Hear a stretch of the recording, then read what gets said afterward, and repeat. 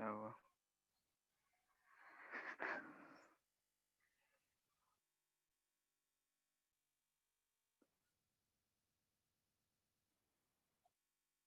और सब क्वेश्चन सब किए हो? कौन सा क्वेश्चन सर? वही केटीजी थर्मो ये सब का। सर SC1 में बना लिए हैं। अच्छा, ठीक है। बोले थे कल तुम लोग का बुकलेट का, तो बोल रहे थे कि ठीक है सेंड कर देंगे। आज सारे डीपी भी सेंड किए हैं सुमित भैया, तो उन्हीं से बात हुआ था।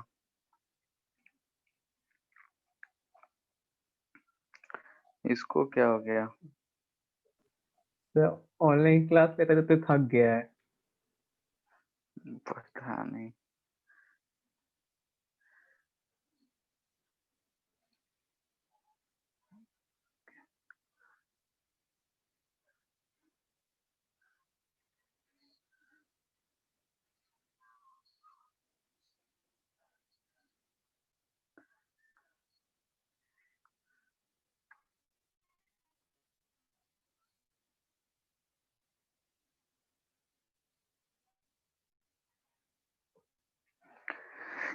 ठीक है, तो हम लोग आगे कहानी देखते हैं।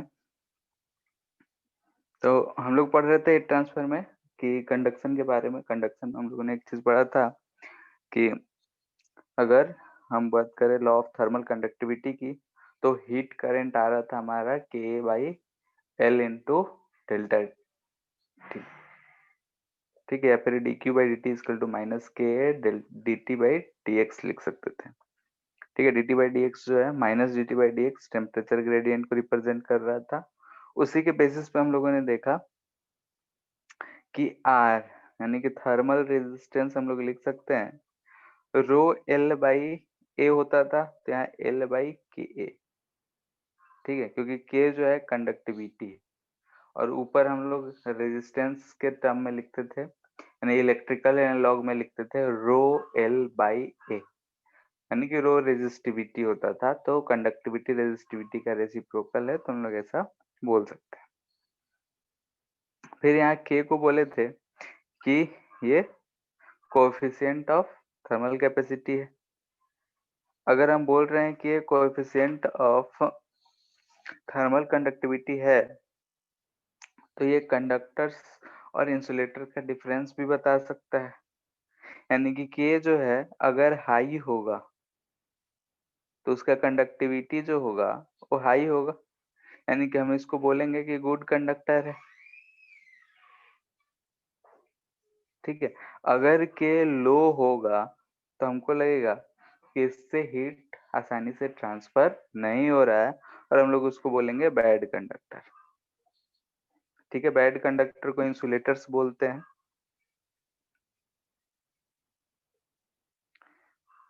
ठीक है, परफेक्ट कंडक्टर हो या परफेक्ट इंसुलेटर हो, तो परफेक्ट कंडक्टर के लिए के इनफाइनाइट हो जाएगा और परफेक्ट इंसुलेटर के लिए के जीरो हो जाएगा।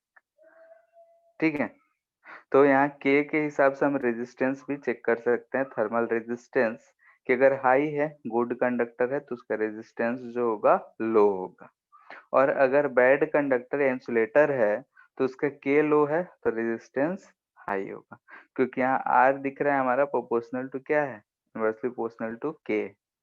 के जो हमारा है ये प्रॉपर्टी ऑफ मटेरियल होता है।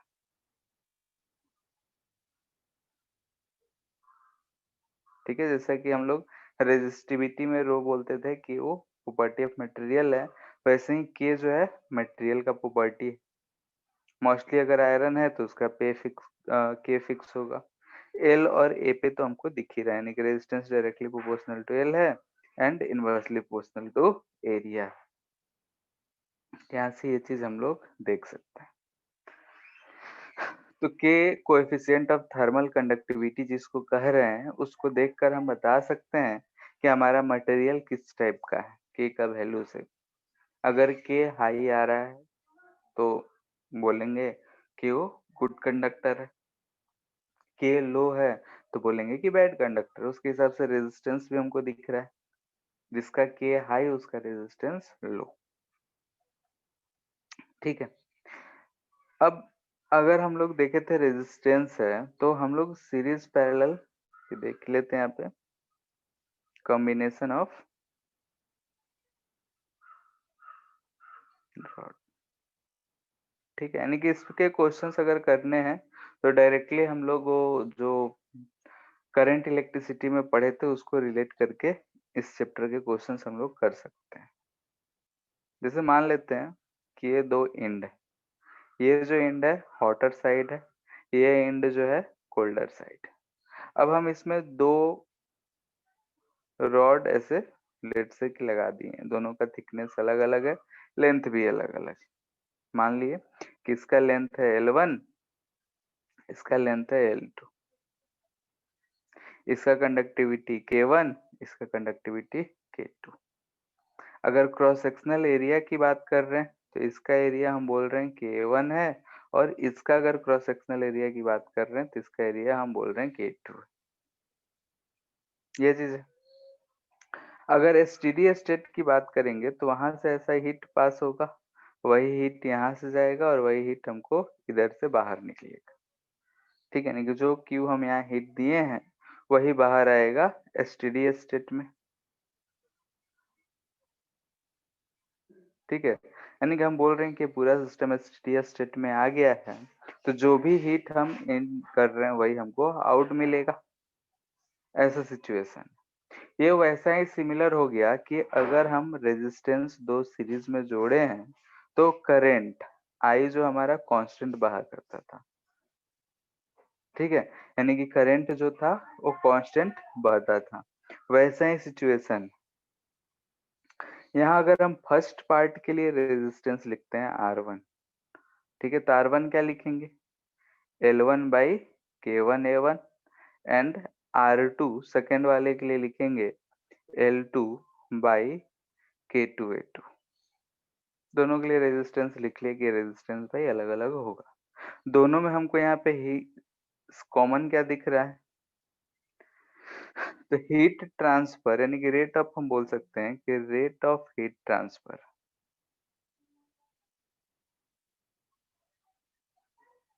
इज सेम, यानी कि IH जो है वो सेम रह रहा है। ठीक है, यानी करंट सेम है। ठीक है, करंट सेम है, इसका मतलब IH जो अगर हम बोल रहे हैं IH, बुक में कभी कभी इसको H से भी रिप्रेजेंट किया जाता है। तो क्या लिखेंगे, लेट से कि ये जो हमारा बीच वाला पॉइंट है यहाँ का टेम्परेचर T है। ठीक है, अगर हम बोल रहे हैं कि यहाँ का टेम्परेचर T है तो फर्स्ट वाले के लिए क्या लिखेंगे, बोलो। T minus T H into K upon one R1, A1 by L1। R के टर्म में लिख रहे हैं तो R1 ये होगा। ठीक है, यहाँ से सेकेंड वाले में भी यही करंट जा रहा है, सेकेंड वाले में सेम करंट जा रहा है, तो इसको हम लिख सकते हैं, अच्छा यहाँ पे उल्टा लिख देते हैं, प्लस में लिख रहे हैं तो TH माइनस टी होगा, माइनस नहीं लगा रहे। यहाँ पे क्या लिख सकते हैं, T minus TC by R2। दोनों में करंट क्या है, सेम है, तो इसलिए IH हम ऐसा लिख ले रहे हैं। ये फर्स्ट पार्ट में, फर्स्ट रॉड, ये सेकेंड पार्ट में।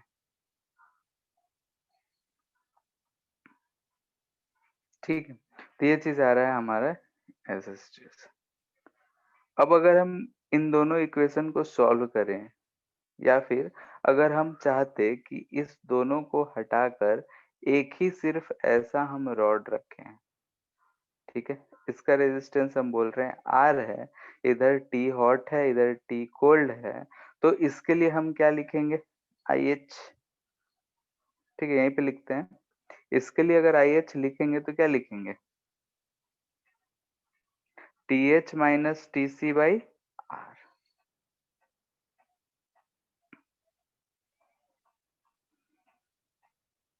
यही लिखेंगे। Yes sir. ठीक है, तो यहाँ से अब हमारे पास 3 इक्वेशन है, सेम टू सेम वैसे ही इक्वेशन दिख रहा है कि आई है वहां पे ही है। तो यहाँ से ऊपर वाले इक्वेशन से यहाँ से देखो भी में यानी कि टेम्परेचर डिफरेंस में, वहां पे हम लोग बोलते थे V1 plus V2 is equal to V बोलते थे। तो यहाँ से हमको दिख रहा है फिगर से या फिर ऐसे भी कि TH माइनस टी V1 को रिप्रेजेंट कर रहा है प्लस T माइनस TC, ये क्या मिल रहा है TH माइनस TC लिख सकते हैं। यहाँ TT कट जा रहा है, दोनों सेम चीज है। यहाँ पे इसका वैल्यू अगर हम बोले कि ये सारा कुछ IH है तो हम बोल सकते हैं ये IH इंटू R1 है प्लस IH इंटू R2 है। इधर क्या मिलेगा IH इंटू R। तो यहाँ से हमको क्या मिल रहा है R equivalent equal to,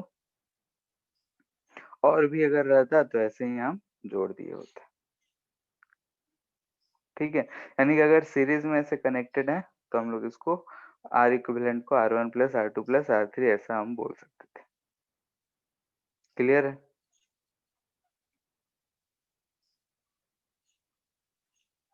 yes sir. ठीक है, मान लेते हैं कि ऐसा है।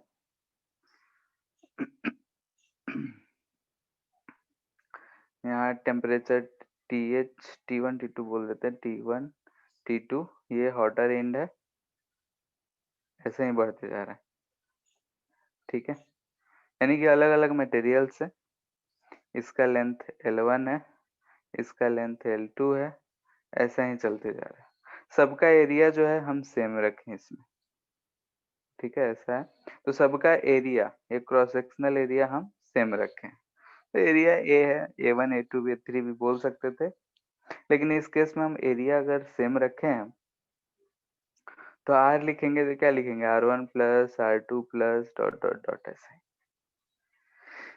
इक्विवेलेंट K निकालना चाहते हैं हम हियर, तो R को लिख सकते हैं L टोटल। ठीक है, यानी कि L1 plus L2 plus divided by K equivalent into A equal to R1 के लिए L1 बाई K1 है प्लस L2 बाई K2 है प्लस ऐसे ही चलता जाएगा। तो हमको K इक्विवेलेंट का वैल्यू मिल जाएगा। K इक्विवेलेंट ध्यान से देखो तो L1 plus L2 plus divided by L1 by K1 plus L2 by K2 plus ये मिल रहा है। यानी कि अगर सीरीज में है तो हम लोग K इक्विवेलेंट भी फाइंड कर सकते हो। कैसे? तो L1 plus L2 plus L3 ऐसा कर देंगे, नीचे L1 by K1 plus L2 by K2 plus, अगर L1 equal to L2 is equal to जो भी रहता Ln तक इजकल टू L ही है, तो इस केस में अगर हमको K इक्विवेलेंट पूछता तो ऊपर आ जाता N, नीचे L लेके कॉमन कट ही जाता, 1 by K1 plus 1 by K2 plus ऐसे ही चलता रहता 1 बाई Kn तक।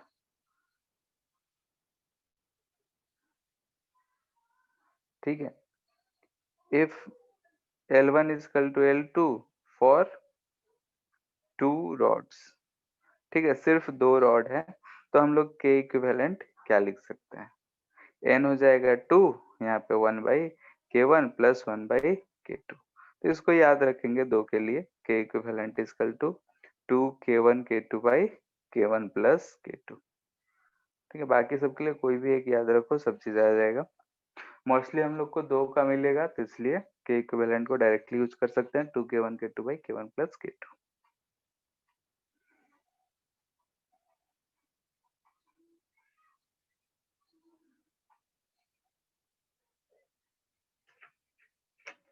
क्लियर है इतना?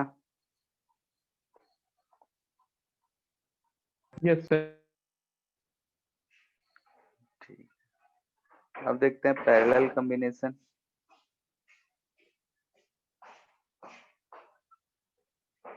पैरेलल कॉम्बिनेशन में बताओ, जब करंट वाले चैप्टर में क्या कॉमन हुआ करता था? पोटेंशियल डिफरेंस, तो यहाँ क्या कॉमन रहेगा? Temperature temperature difference. डिफरेंस। ठीक है, जैसे अगर हम मान लेते हैं कि ये एक हमारा रॉड हो गया, एक ये रॉड हो गया। ठीक है, यही दोनों रॉड है, बस बीच में गैप ही है। इधर हम बोल रहे हैं हॉटर साइड है, ये कोल्डर साइड है। लेंथ दोनों का हमने सेम ही रखा है, सेम दो के बीच में है, तो इसका K1 K2 एरिया A1, इसका एरिया A2। तो अगर हम R1 लिखते तो R1 हमको क्या मिलता? L by K1 A1, and R2 लिखते तो मिलता L बाई K2 A2। अब यहाँ पे हम देख रहे हैं, तो यहाँ से कुछ हीट Q1 गया होगा, यहाँ से कुछ हीट Q2 गया होगा। हम इसके बदले अगर सिर्फ एक मटेरियल यूज करना चाहते हैं कि अगर हम सेम टेम्परेचर डिफरेंस के बीच में रखें, सेम लेंथ का रखें, तो यहाँ पे रेडियस, रेडियस बोल रहे रेजिस्टेंस क्या हो, लेट से कि R है, तो ये जो हीट Q जाए वो इन दोनों के बराबर। ठीक है, यानी कि यहाँ से जो हम Q1 प्लस Q2 कहेंगे वो Q के बराबर। टोटल हीट उतना ही पास करना चाहिए। हमको इक्विवेलेंट निकालना है, आर इक्विवेलेंट, सो डेट कि हम इस दो रॉड की जगह सिर्फ अगर एक सिंगल रॉड यूज करते हैं तो हमको सेम हीट मिले, यानी कि रेट ऑफ स्टेडी स्टेट में बात करेंगे तो rate of heat transfer same होना चाहिए। तो यहाँ से अगर हम डी Q1 बाई dt लिखेंगे तो क्या मिलेगा? K1 L by A1 TH minus TC। वैसे यहाँ पे delta Q2 by delta T लिखेंगे तो, या जीरो से लिखते तो Q1 by T Q2 by T कर सकते थे, K2 L by A2 TH minus TC। यहाँ पे अगर लिख रहे हैं delta Q by delta T, same time है, तो यहाँ पे हम बोल रहे हैं कि K जो भी आएगा इक्विवेलेंट, तो K के टर्म में नहीं, R के टर्म में लिखे तो ज्यादा अच्छा है, इसमें कंफ्यूजन क्यों?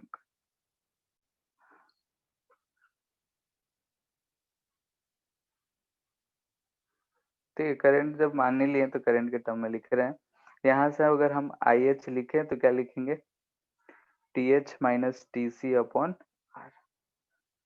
अब सिंस IH जो है प्लस IH2 के बराबर है, तो यहाँ से हमको दिख रहा है 1/R is equal to 1/R1 plus 1/R2। थोड़ा ऊपर करिए ना। एंड सेम वैसा ही जैसा कि हम लोग पैरेलल वाले केस में यूज करा करते थे। ठीक है सर। और ऊपर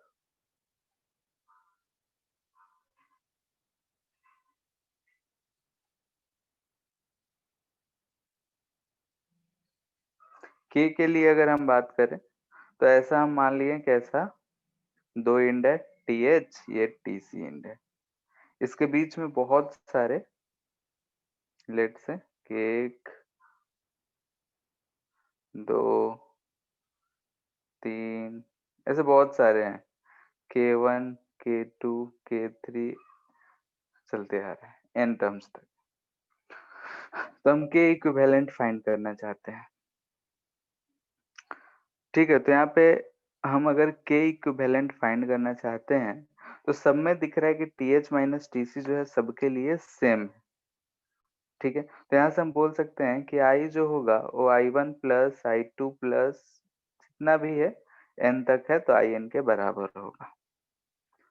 ठीक है, अब इसको हम क्या लिख सकते हैं, तो के इक्विवेलेंट इनटू सबका एरिया, यहाँ से अगर हम देखें तो सब एरिया यानी कि A1 plus A2 plus dot dot dot divide by सबका लेंथ तो L ही है। ठीक है, K A by L into TH minus TC equal to यहाँ पे फर्स्ट वाले की लिखेंगे तो K1 A1 by L TH minus TC plus वैसे ही K2 A2 by L ये सेम रहेगा, ऐसे ही चलता जाएगा। तो हमको दिख रहा है कि टेम्परेचर डिफरेंस वाला तो कैंसिल आउट हो जा रहा है, एल सेम रखे हैं तो भी कैंसिल आउट हो जा रहा है। ये हमको मिल रहा है K1 A1 A2 divided by A2 plus जब पैरेलल में है तब। ठीक है, ये भी हम कंडीशन रखे हैं कि सबका लेंथ बराबर ही हो, लेंथ बराबर है, सेम दोनों एंड के बीच में कनेक्टेड है। तो यहाँ पे K1 A1 plus K2 A2 plus इतना by A1 plus A2 for 2 rods. अगर सिर्फ 2 ही रॉड्स लगे होते तो K इक्विवेलेंट हम बोल सकते थे K2, या फिर ऐसे लिखते हैं सब AN जो भी है A के बराबर है। ठीक है, सबका एरिया अगर बराबर है तो K इक्विवेलेंट हम लिख सकते थे। ध्यान से देखो तो A कट जाएगा तो K1 plus K2 plus KN divide by नीचे N आएगा। If N is equal to 2, इसमें अगर 2 रहे तो K इक्विवेलेंट हम लिख सकते हैं K1 प्लस K2 बाई 2। ठीक है, तो ये सारा चीज मैथमेटिकल है थोड़ा बहुत, और जो चीज हम लोग करंट में पढ़े हैं उसी से रिलेटेड। तो कभी भी हीट करंट का बात करें, रेट ऑफ हीट फ्लो का बात करें, तो हम लोग ऐसे सॉल्व कर सकते हैं। क्वेश्चंस में भी आता है तो हम लोग जो वहां पे लॉ पढ़े होते हैं वो यहाँ पे यूज कर सकते हैं।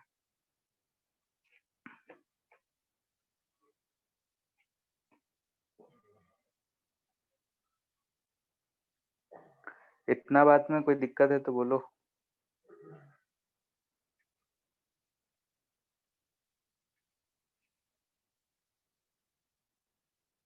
No sir.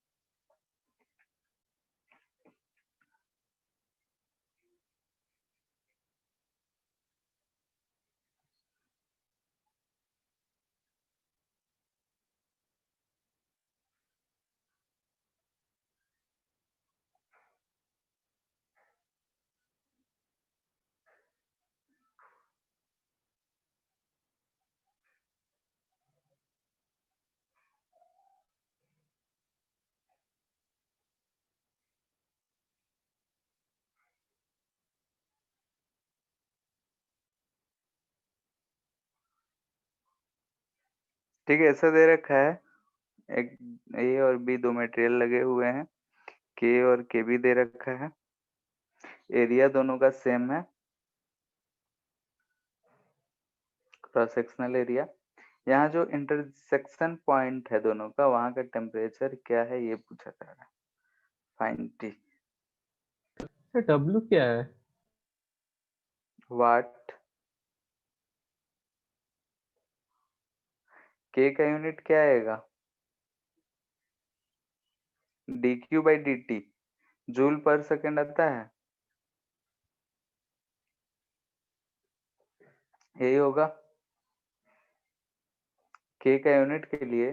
तो ये क्यू जूल में, ये टी में, तो जूल पर सेकेंड वाट हो जाएगा। एरिया है तो मीटर नीचे आ गया, और डेल्टा टी का डिग्री सेल्सियस। क्लियर है?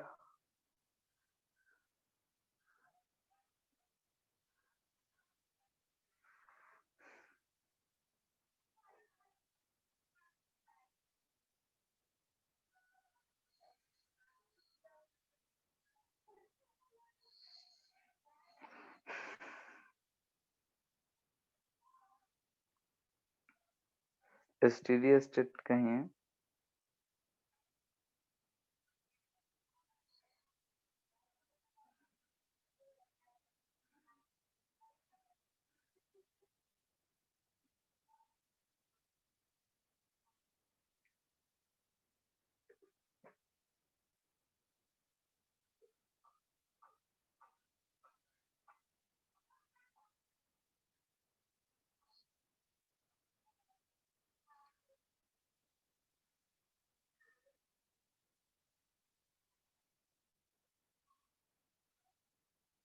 हो गया।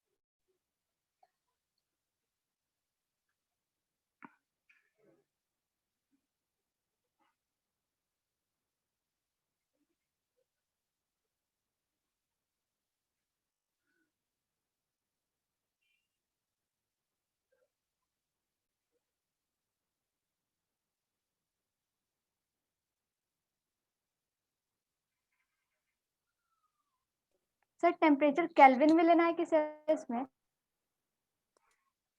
यहाँ डिग्री सेल्सियस में दिया है तो डिग्री सेल्सियस में लेंगे तो ज्यादा अच्छा है। देखो यहाँ पे जो यूनिट दे रखा है उसी में लेना होगा।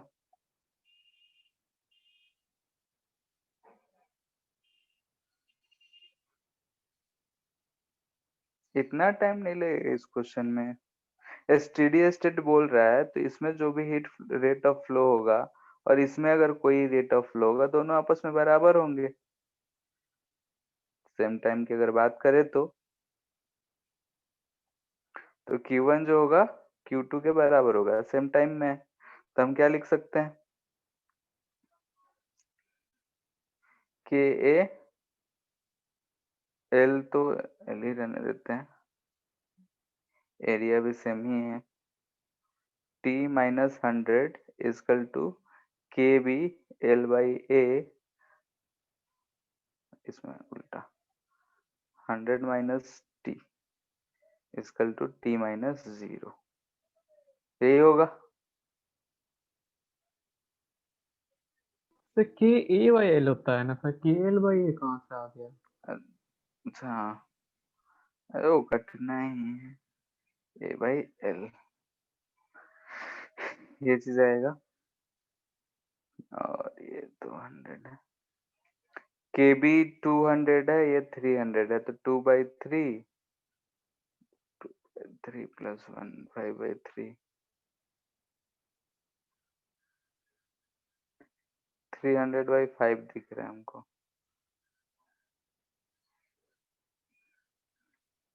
आ रहा है इतना, सॉल्व कर लो यस के बी सर। का पुट करना। ठीक है, तो बस यही काम करना था।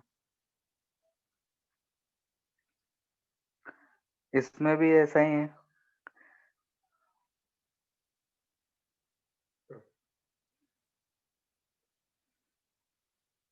तो हमको ये फाइंड करना है के equivalent and T1 and T2 भी।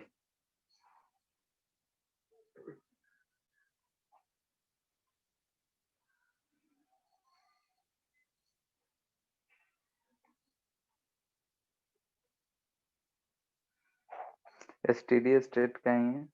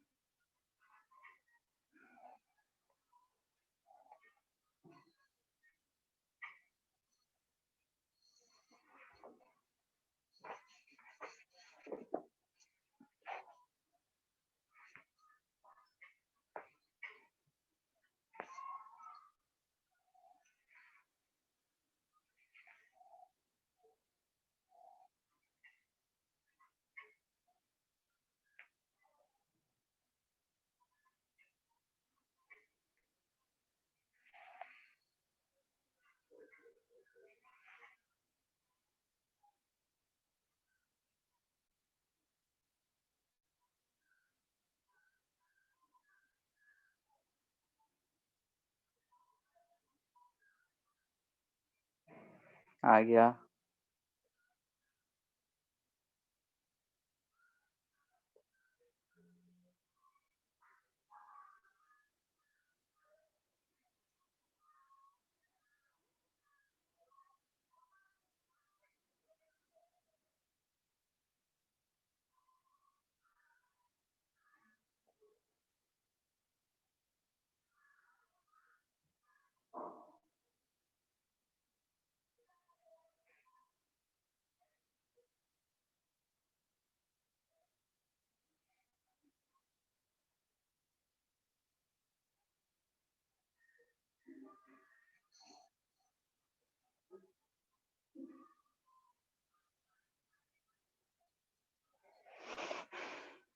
के इक्विवेलेंट इतना ही आ रहा है क्या?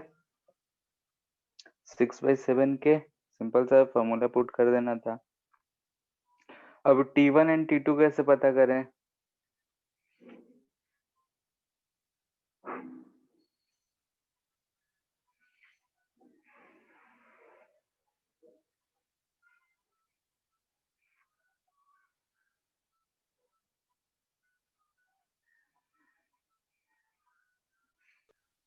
इक्विवेलेंट वाला सिस्टम और ए में इक्वेट करेंगे करंट।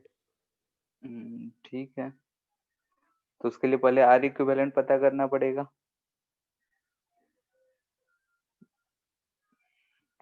सीरीज में है तो R1 plus R2 plus R3 निकाल सकते हैं।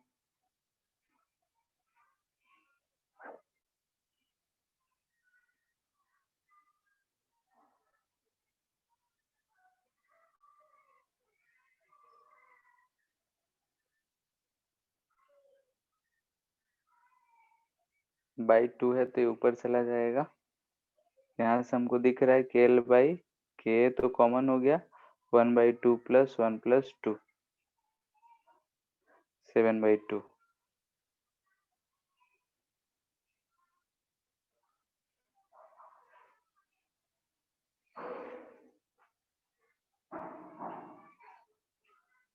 तो I इक्विवेलेंट H निकाल सकते हैं, 100 माइनस 0/R इक्विवेलेंट।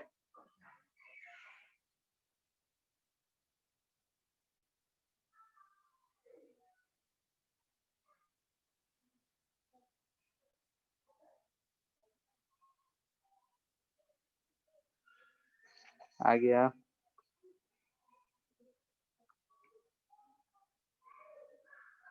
अब इसी को बारी बारी से दोनों से कंपेयर कर लेंगे। यानी कि अगर हम यहाँ पे बोल रहे हैं कि I है तो ये भी IH ही होगा, इसमें भी IH ही होगा, तो हम आसान के लिए इसमें काम कंपेयर करेंगे। ठीक है, तो फॉर A के लिए अगर हम लिखेंगे तो IH जो कि हमको मिला 200/7 K/L, इसको हम लिख सकते हैं कितना, T1 माइनस नहीं उल्टा 100 माइनस T1/R1। ठीक है, जैसे फर्स्ट वाले के लिए हम क्या लिखेंगे, 100 माइनस T1/RA। ठीक है, तो यहाँ पे RA एक लाइन बढ़ा रहे हैं, ये लिख लेंगे, तो ये आ जाएगा 100 माइनस T1/RA का वैल्यू K, यानी कि 2KA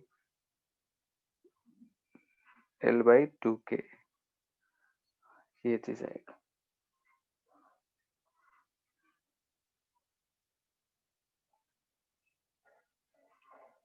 कितना आ रहा है सॉल्व करके?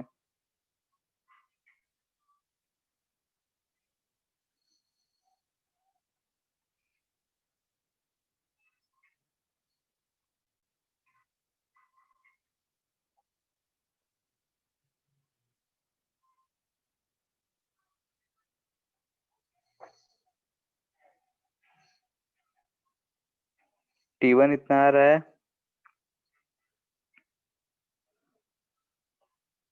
हेलो सर T1 इतना आ रहा है। यस सर, इतना ही आना चाहिए। आना चाहिए मतलब अभी तक सॉल्व नहीं किए। मेरे तो ऐसे ही कब की ही फॉर चल रही है। सी पार्ट वाले के लिए सॉल्व करो जल्दी। एक ही लाइन का तो कैलकुलेशन है। तो दिमाग में आ नहीं रहा है ना कौन सा फॉर्मूला लगाना है। अभी एक ही फॉर्मूला पढ़े हैं तो ये आ गया। ये आ जाएगा इतना।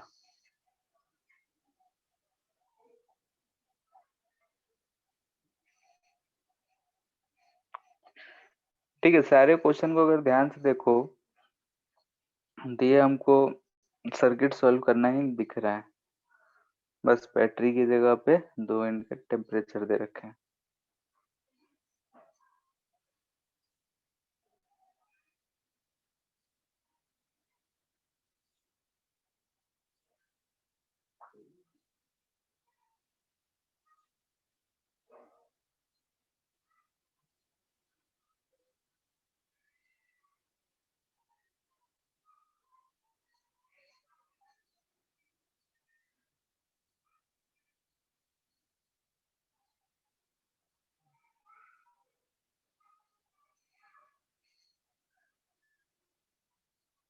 हो गया सॉल्व।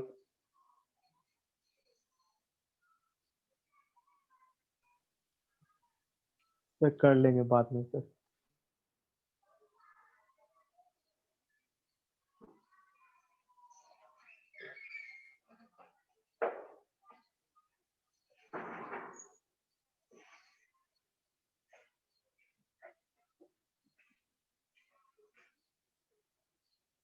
ठीक है, ये कोई एक वाल है।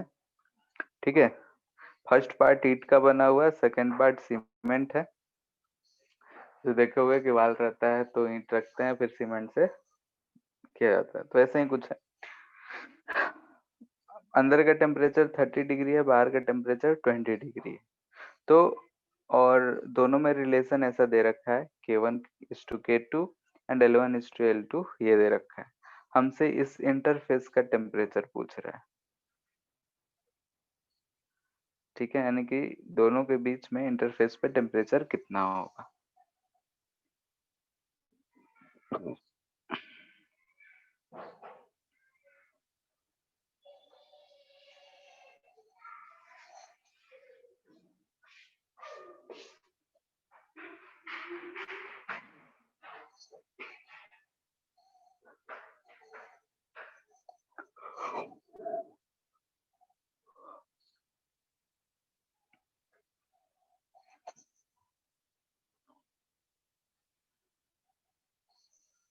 सेम टाइप का क्वेश्चन है, बस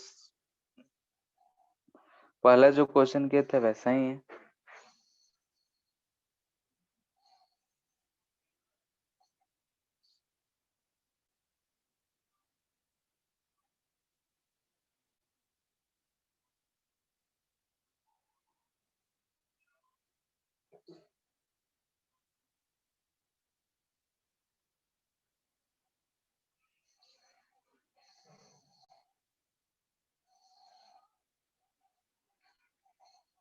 आ गया।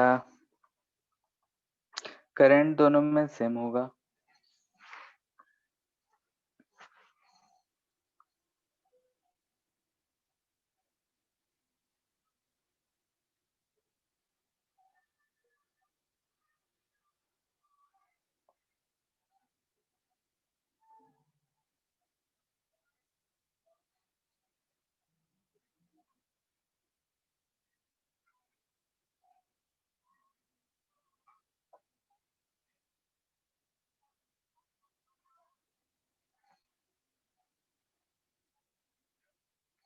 कितना आ रहा है?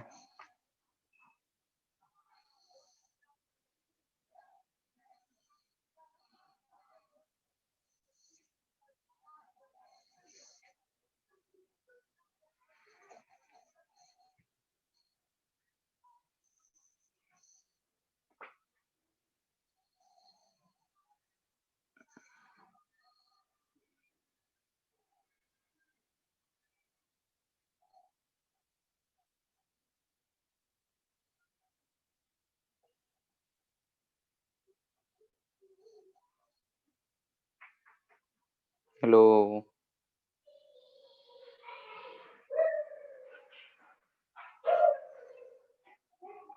सर 290/11 290/11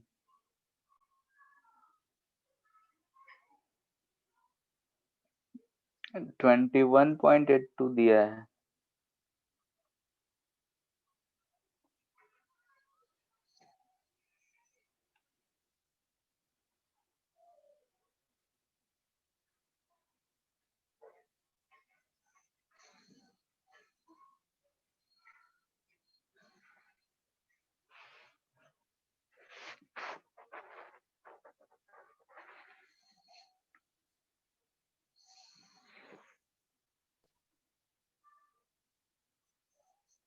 आया। तो K1:K2 कितना था? K1:K2 कितना था? 3:2।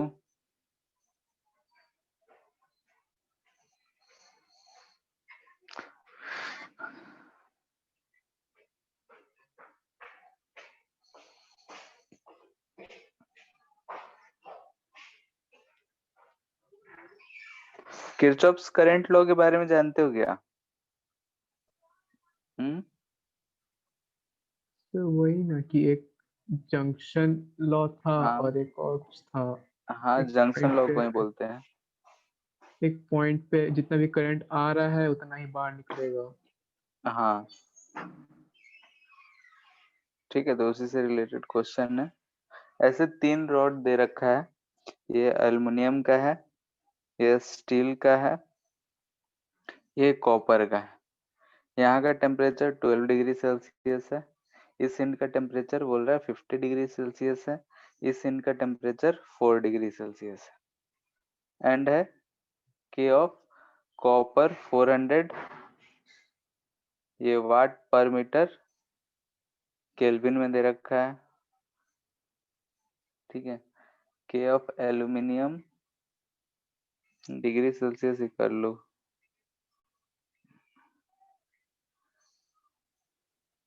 200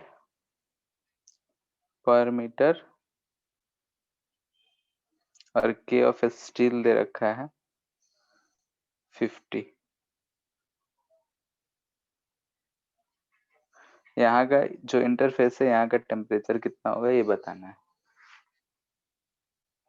लेंथ सबका 1 मीटर है एंड क्रॉस सेक्शनल एरिया सबका 1 सेंटीमीटर स्क्वायर है।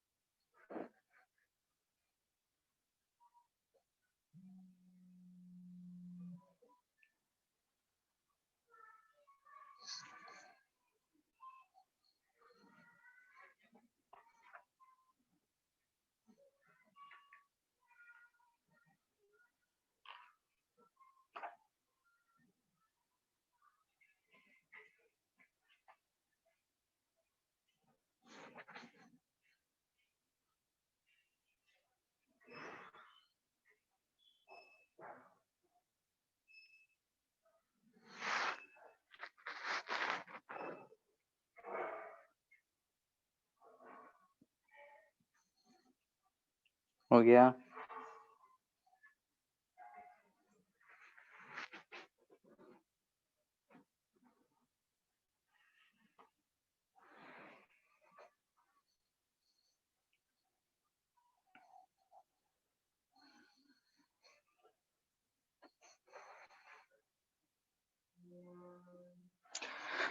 किरचॉफ्स करंट लॉ यही कहता है कि किसी भी जंक्शन पे जो भी करंट आ रहा है वो किसी न किसी डायरेक्शन से चला जाएगा। तो मान लेते हैं कि इधर से हम करंट माने I1, इधर से ये करंट आया I2 इस जंक्शन पे, तो इधर से जाएगा दोनों का सम, ये I3। तो यहाँ से हम देख सकते हैं कि I1 जो होगा प्लस I2 जो होगा वो I3 के बराबर होगा। ठीक है, बस लिख लेना है। जो भी हीट आया है स्टेडी स्टेट में, तो यहाँ से जो भी गया है, यहाँ से जो भी गया है, वो तो सारा का सारा 50 डिग्री सेल्सियस वहां पे, तो फिर वहां से जाएगा ना sir heat.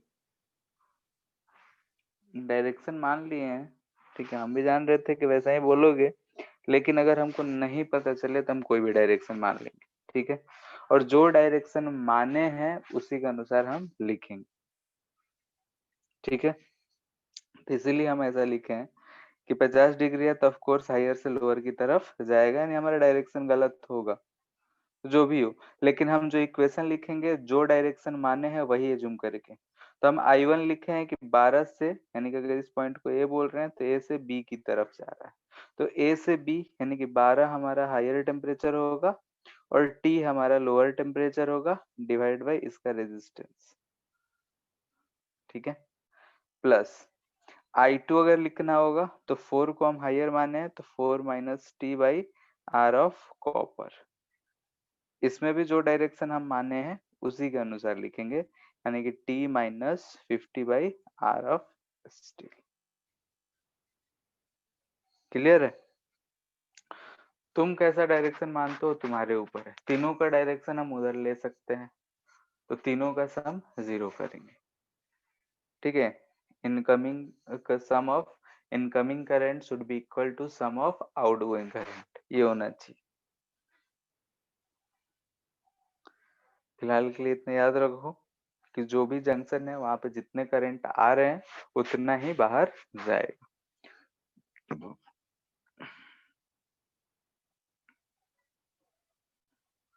Sir 10 degree Celsius. ठीक है, आर ऑफ एल्युमिनियम कितना आ रहा है? 1 बाई आर तो निकाले नहीं थे सर, कट जाएगा डायरेक्ट, इसलिए। अच्छा सब कट जा रहा है, ठीक है। हाँ, एल बाई ए कट जा रहा है, 12 minus T into K A L plus 4 minus T into K S U equal to T minus 50 into K steel हो जाएगा, ठीक है। अगर रखेंगे तो यही आ रहा है, सॉल्व करने से T equal to 10 degree Celsius.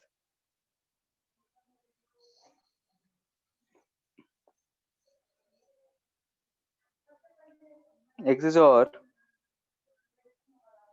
मान लेते हैं कि हमारे पास दो कोई सा भी ऐसे रॉड, ठीक है, लेट से कि एरिया दोनों का सेम ही है, ठीक है, ये एरिया दोनों का ए ही है, ये L1 L2 भी सेम ही रखते हैं, ठीक है, ये K1 है, ये K2 है, इसका जो K इक्विवेलेंट हम लोग फाइंड करेंगे तो कितना आएगा बताओ?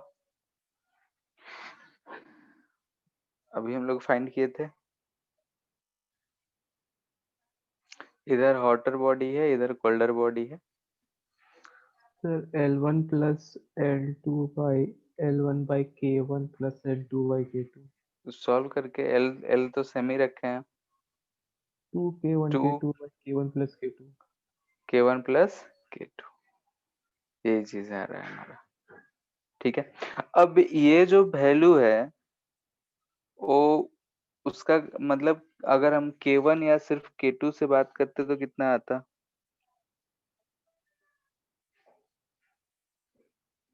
कुछ मतलब वैल्यू ले लेते हैं, K1 को लेट से 2 रखते हैं, K2 को 4 रखते हैं, तो इसको सॉल्व करेंगे तो क्या आएगा?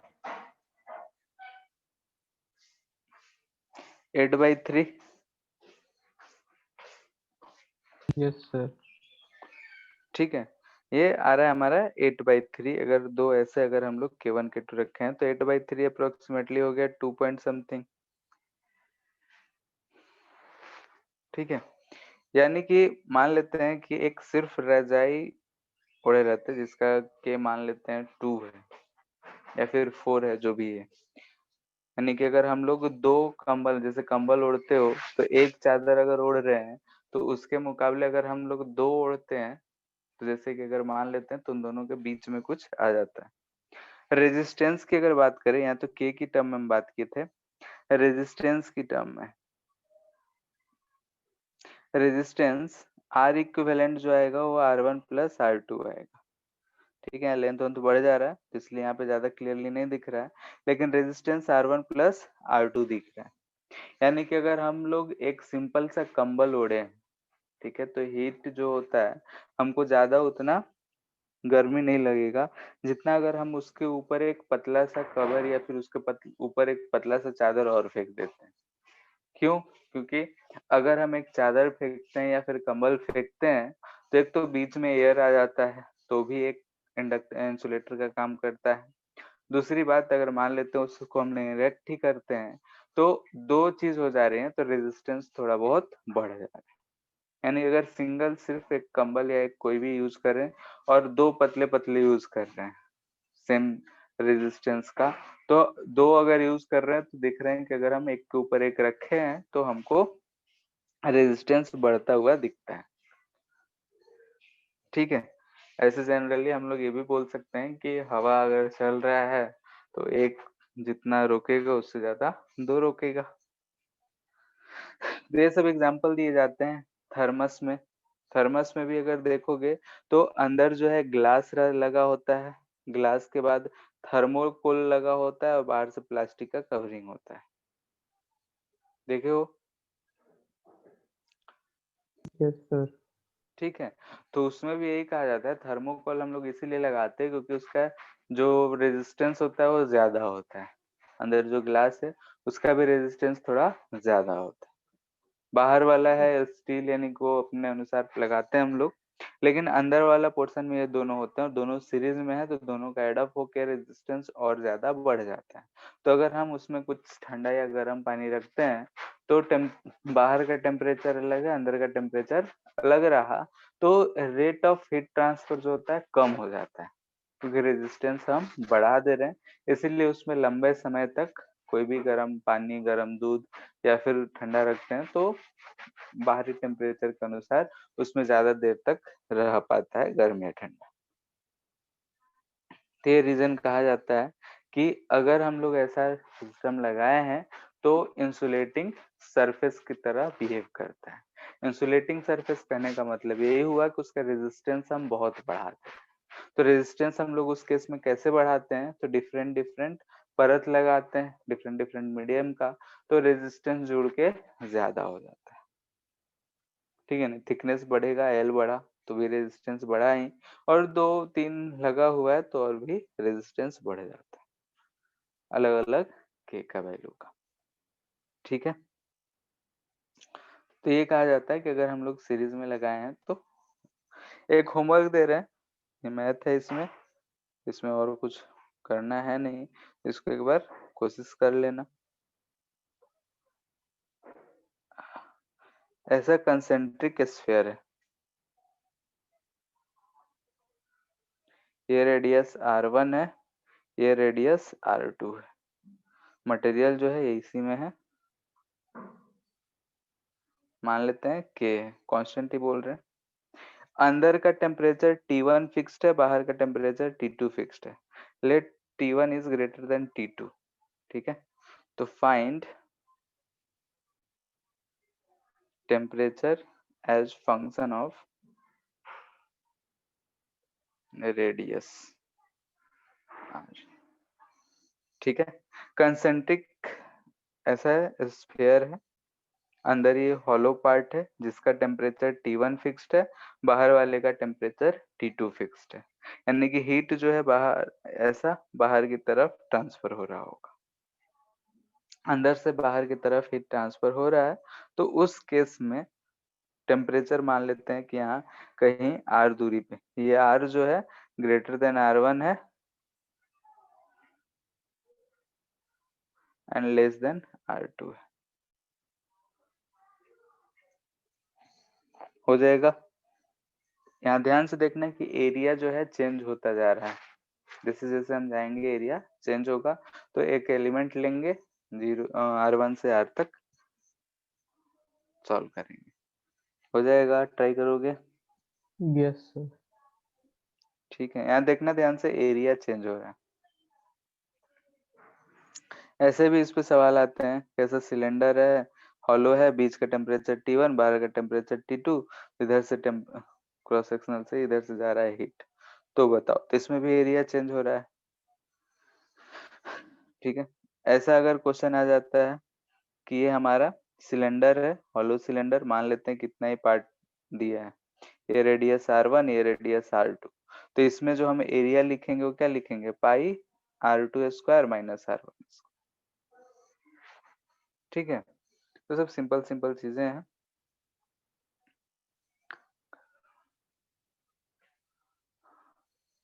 एक एक्सपेरिमेंट है सेल्स,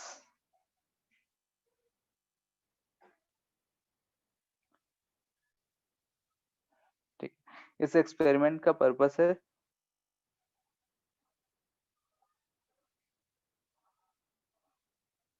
फाइंड किसी भी वैल्यू के का वैल्यू, किसी भी मटेरियल है उस मटेरियल का के का वैल्यू को फाइंड करना है, इसका पर्पस है। इसका सेटअप क्या होता है,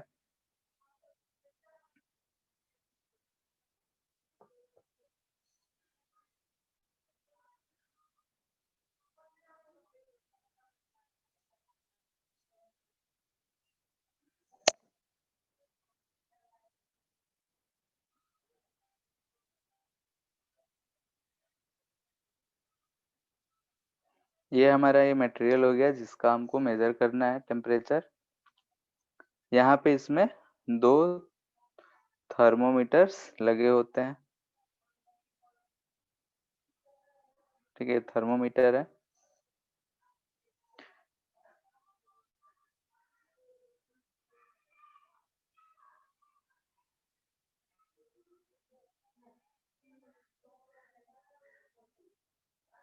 यहाँ पे भी थर्मोमीटर लगा हुआ है, ठीक है। ये पाइप है जिसमें से वाटर फ्लो करता है। ये हमारा मटेरियल है, ये दोनों के बीच का लेंथ L है। ये मटेरियल है जिसका हमको फाइंड करना है।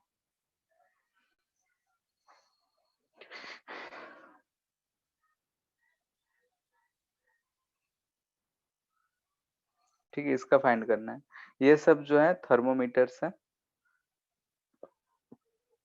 ऐसा लगा होता है 4 थर्मोमीटर्स। इसका रीडिंग मान लेते हैं कि टेम्परेचर T1 है, इसका T2 है, इसका T3 है, ये T4 रीडिंग कर रहा है। यहाँ से हम लोग क्या करते हैं, स्टीम इसमें से पास करते हैं, ठीक है। इसमें से ऐसा स्टीम पास होता है एक कांस्टेंट टेम्परेचर पे, इधर से निकल जाता है। तो स्टीम जो है आके इस एंड को हीट करता है, इस एंड पे हीट प्रोवाइड करता है, वो हीट इधर से फ्लो करता है। तो जब स्टेडी स्टेट पहुंचता है उस समय ये T1, T2, T3, T4 चारों रेडी। अब यहाँ पे अगर हम हीट जो ट्रांसफर हुआ है Q1 रहे हैं, तो Q1 हम बोल सकते हैं टी टाइम में, तो हम बोल सकते हैं कि जो भी है मटेरियल का A/L, ठीक है, K/L into T1 minus T2, ठीक है। ये हम बोल रहे हैं Q1 हीट ट्रांसफर हुआ है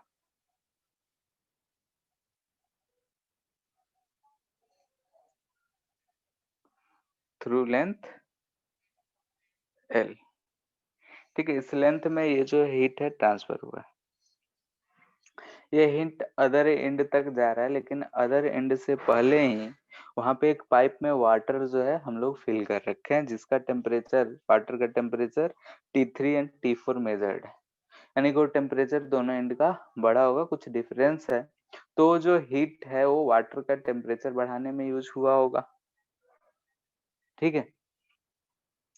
यानी कि अगर हम बोल रहे हैं कि जो भी हीट अदर एंड तक जा रहा है, जो वाटर उस पाइप में है, उस पाइप को जो अदर एंड पे हम लोग लगा रखे हैं, उस पाइप को हीट करने में वो यूज हो रहा है। अगर वहां पे अगर हम बोले कि यहाँ पे जो डेल्टा क्यू है, तो हम लोग लिख सकते हैं MS डेल्टा टी, या फिर MC डेल्टा टी लिखते थे तो T3 माइनस T4 लिख सकते हैं। ऐसी ये वाटर है, तो वाटर का अगर लिक्विड रखें तो ये वाटर के लिए, यानी कि जो भी हीट यहाँ से गया T1, इसको Q2 बोल देते हैं। यहाँ पे टाइम टी टाइम में जितना भी टी टाइम में वहां पे हीट गया है, वो सारा हीट उतने देर में उस वाटर का टेम्परेचर बढ़ाने में यूज हुआ है, ठीक है। यानी कि T4 पे हम उसको, यहाँ पे इनलेट होता है, T4 इनलेट हम किए हैं, T4 टेम्परेचर पे इधर कहीं आउटलेट होता है, ठीक है, यहाँ से वो बाहर निकल रहा होता है।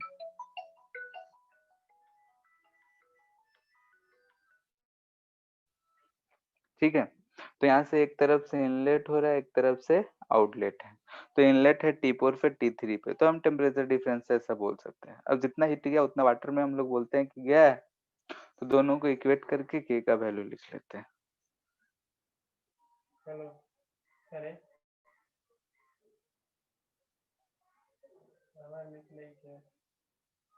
तो K का वैल्यू हम लोग यहाँ से फाइंड करते हैं, तो आ जाता है MC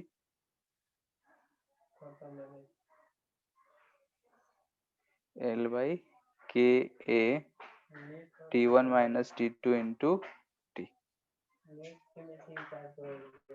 ठीक है, ये सिंपल सा एक्सपेरिमेंट है, हम लोग K का वैल्यू फाइंड करने के लिए इसको यूज करते हैं, जनरल नॉलेज के लिए याद रखना।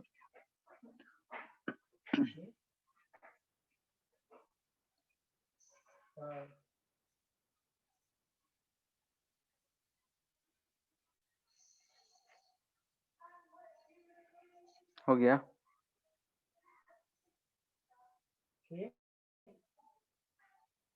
Hello, yes sir. Growth of ice on lake. ठीक है, ये हम लोग पहले से जानते हैं कि वाटर जो होता है एनोमलस बिहेवियर शो करता है, यानी कि 4 डिग्री सेल्सियस के बाद अगर टेम्परेचर घटता है तो उसका जो डेंसिटी हो जाता है घट जाता है। ठीक है, हम लोग पहले से भी ये चीज चर्चा किए थे कि अगर हम डेंसिटी वर्सेस टेम्परेचर की कर्व बनाएं वाटर के लिए तो ऐसा कुछ आता है, सबसे हाईएस्ट जो होता है ये 4 डिग्री सेल्सियस पे होता है। 4 डिग्री सेल्सियस से अगर कम हुआ टेम्परेचर तो उसका डेंसिटी घट जाता है। तो इस वजह से जो आइस फॉर्मेशन होता है वो टॉप मोस्ट सरफेस पे होता है। ये सब चर्चा हम लोग पहले कर चुके हैं। अब देखते हैं कि उसको ग्रोथ होने में कितना समय क्या लगता है। ऊपर से ग्रोथ शुरू होगा तो तुरंत हो जाएगा या लेट से होगा, कैसा होगा। तो मान लेते हैं कि ये हमारा लेक है, ठीक है, ये पानी में जब आइस फॉर्मेशन हो रहा है, लेट से कि आइस फॉर्म करा है, तो हम जानते हैं कि आइस फॉर्म तभी करेगा जब बाहर का टेम्परेचर जो होगा 0 डिग्री सेल्सियस होगा। नीचे का टेम्परेचर की बात करें तो ये 4 डिग्री सेल्सियस रहा होगा। अब यहाँ पे आए, ये तो थिकनेस लेट से कि वाई जो है ये आइस फॉर्म कर चुका है, ठीक है, ऊपर से फॉर्मेशन हो रहा है, ये डेप्थ है, इतना आइस फॉर्म कर चुका है। अब ये जो dy लेंथ है ये आइस अभी फॉर्म कर रहा है, ठीक है, ये dy लेंथ आइस फॉर्म कर रहा है। तो ऊपर का टेम्परेचर जो है 0 डिग्री सेल्सियस पे तो वाटर वाटर ही रहेगा, लेट से कि ये कुछ -T डिग्री सेल्सियस रहा होगा, ठीक है। अब यहाँ पे मेल्टिंग हो रहा है, तो मेल्टिंग के दौरान इस जस्ट इंड का बात कर रहे थे, यहाँ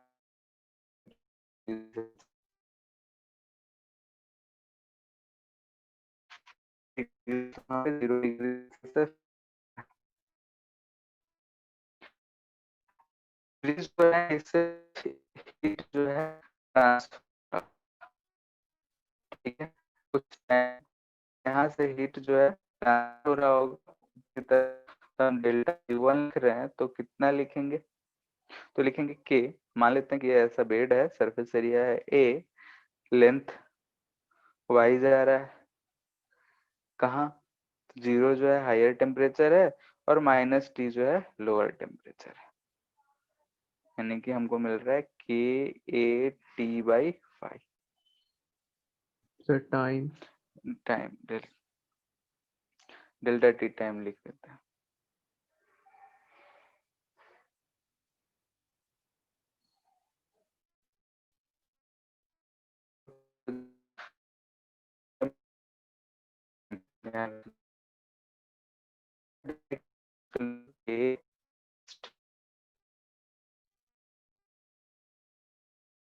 जो dy लिमिट फ्री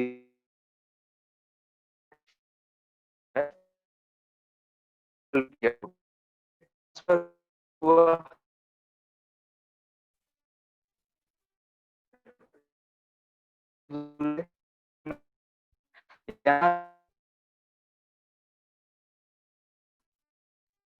अगर फ्री डेल्टा क्यू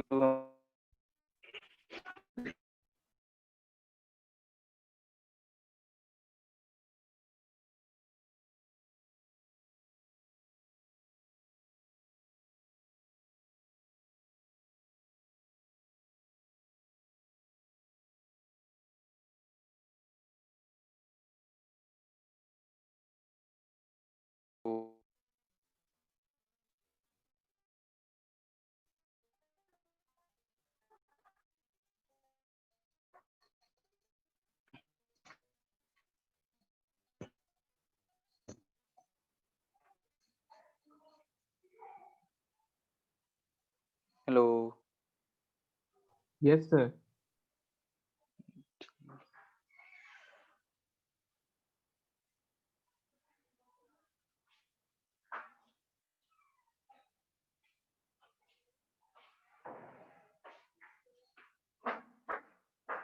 ठीक है, तो यहाँ से अगर हम बात कर रहे हैं कि हीट रिलीज कितना हुआ होगा, बोलो। सर क्यों हीट रिलीज हो रहा है? क्या? सर हीट रिलीज क्यों हो अगर रहा वाटर आइस में फॉर्म करता है तो हीट रिलीज नहीं होगा। है? Yes sir. dy थिकनेस वाला वाटर जो है आइस में वो चेंज हो रहा है, तो उसमें से हम हीट निकाले होंगे तभी वाटर में आइस में बदलेगा। तो क्यों चेंज हो रहा ठीक है है, वाटर में? क्या? तो वाटर आइस में चेंज हो रहा है या फिर आइस वाटर टेम्परेचर में चेंज हो रहा difference,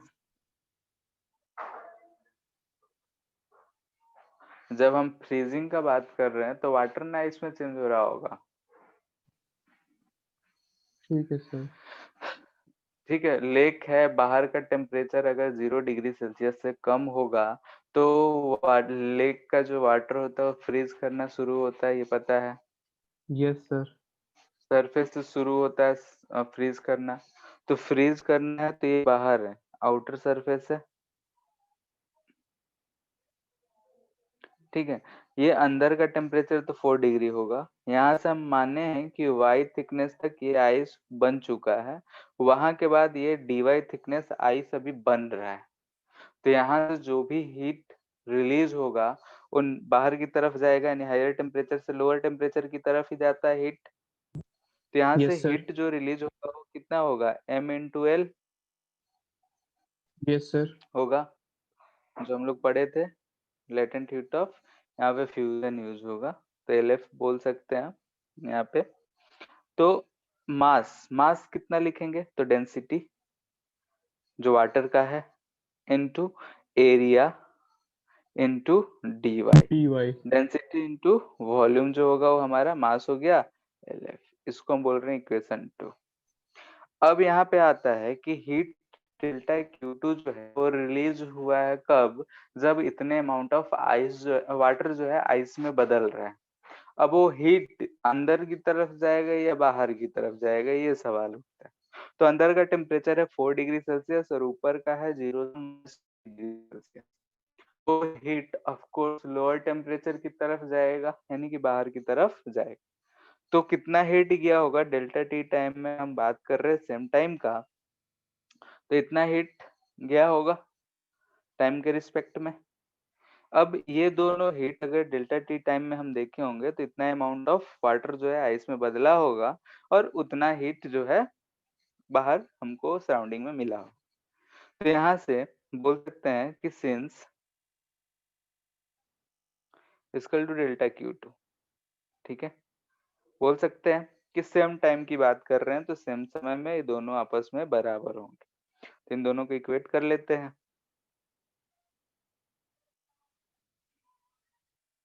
dt equal to rho dy LF into A, यही होगा। तो ए से तो ए गया, यहाँ से हमको मिल जा रहा है this implies that T is equal to, तो टाइम हम 0 से टी ही ले रहे हैं, rho L by K T, बाहर का टेम्परेचर सेम ही होगा y1 से y2। Sir capital this L. Implies, अच्छा ठीक है, तो ये टी आ जा रहा है rho latent heat of fusion divided by K temperature T, यहाँ से y2 square minus y1 square by 2। By 2। ठीक है, तो ये आ रहा है हमारा कि टाइम और थिकनेस में कितना थिकनेस जो है हमारा फ्रीज हुआ होगा। अगर हम यहाँ पे बोले कि इफ y1 यानी कि इनिशियली वो 0 हम टॉप सरफेस से ही बोल रहे हैं, this implies that t is equal to rho L F, यानी कि इसको हम कांस्टेंट ही बोल रहे हैं, चलो लिख देते हैं, यही होगा। यानी कि यहाँ से हमको दिख रहा है कि t is proportional to y square. ठीक है, t is equal to y square आ रहा है, यानी कि प्रोपोर्शनल टू y स्क्वायर, यानी कि अगर मान लेते हैं कि थिकनेस डबल होना है, ठीक है, तो हम T1 is to T2 is to, अगर हम T3 की बात करें तो हम बोल सकते हैं डबल होने में जो समय लगेगा वो स्क्वायर ऑफ y है। तो 1 is to 2 square is to 3 square, 1 is to 4 is to 9 बोल सकते हैं। यानी कि ये क्या है, रेशियो ऑफ टाइम फॉर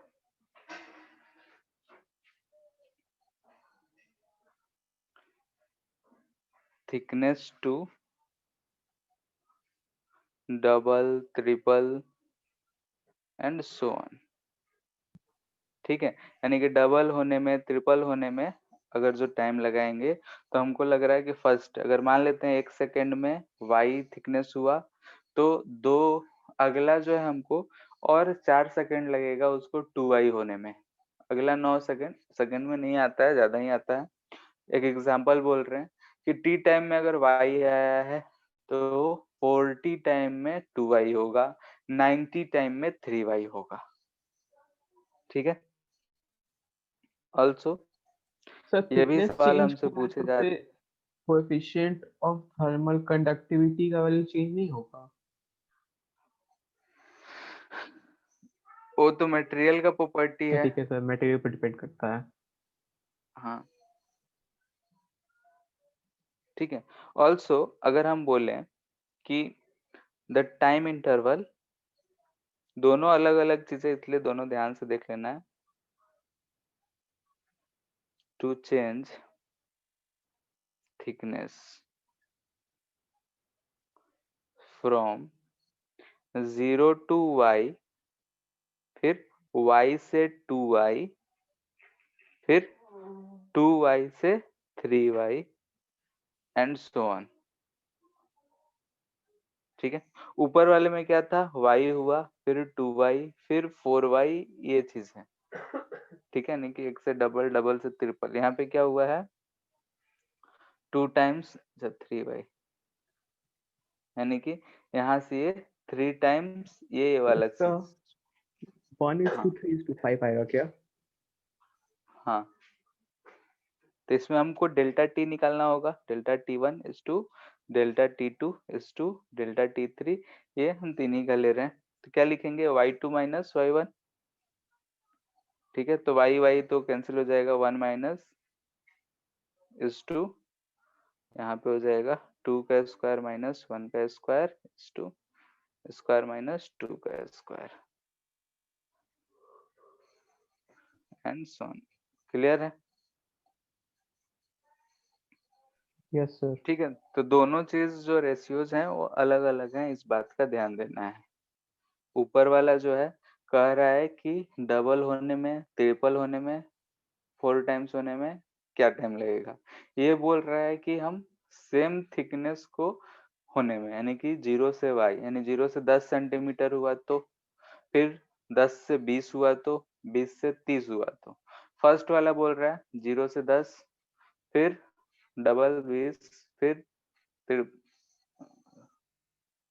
वही बोल रहा है ना, फर्स्ट वाले में क्या है, double and triple the thickness, यानी कोई भी अगर हम थिकनेस ले लिए हैं 10 तो 10 से 20, 20 से 30, 30 से 40, वो चीज का बात कर रहा है। और सेकंड में अलग अलग नीचे नीचे लेवल पे हम जा रहे हैं तब का बात हो रहा है। क्लियर है?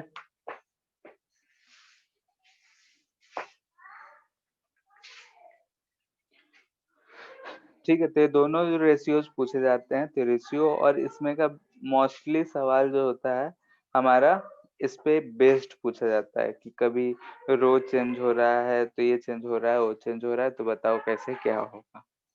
तो मोस्टली जो है वाई और टाइम ही चेंज होता है, के टेम्परेचर बाहर का वो फिक्स ही रहता है। तो ये रेशियो याद रखना है कि T is directly proportional to Y square होगा जब हम 0 से ले रहे हैं, लेकिन अगर किसी टाइम के किसी थिकनेस के बाद से ले रहे हैं तो ये y2 square minus y1 square आ रहा है। ठीक है, नहीं कि स्क्वायर का डिफरेंस आ रहा है, यानी कि अलग अलग थिकनेसेस के लिए टाइम हमारा अलग होते जा रहा है, यानी कि नीचे की तरफ जितना हम जा रहे हैं उतना ही ज्यादा समय लग रहा है सेम थिकनेस वाटर जो है आइस में बदलने के लिए। इसीलिए क्या होता है कि इतना आसानी से इतना जल्दी पूरा का पूरा लेक फ्रीज नहीं करता है, लेयर वाइज फ्रीज करते जाता है, और ज्यादा थिकनेस बढ़ते जाएगा तो टाइम उसको बहुत ज्यादा लगेगा फ्रीज होने के लिए। ऐसे भी सोच सकते थे कि जैसे जैसे थिकनेस बढ़ेगा वैसे वैसे हीट ट्रांसफर का रेजिस्टेंस बढ़ेगा, हीट ट्रांसफर का रेजिस्टेंस बढ़ेगा तो जो भी हीट रहेगा बाहर की तरफ नहीं आ पाएगा, वहीं रहेगा, तो उतना आसानी से जो वाटर है वो जल्दी फ्रीज नहीं कर पाएगा। ठीक है, तो इतना कुछ था हमारा हीट ट्रांसफर में, इससे रिलेटेड और क्वेश्चंस बन सकते हैं। इससे जो क्वेश्चन बनते हैं वो हम लोग सीरीज पैरेलल ये सब जो पढ़े हैं वो सब यूज करके बना लेते हैं। ठीक है, नेक्स्ट है हम लोग का रेडिएशन कन्वेंशन। तो बस इंट्रोडक्शन ही है कि कन्वेंशन क्या होता है, तो लगभग हम लोग वो पढ़ ही चुके हैं। तो नेक्स्ट क्लास में वही कन्वेंशन से और एक दो पॉइंट बताएंगे, उसके बाद रेडिएशन ही शुरू होगा। ठीक है,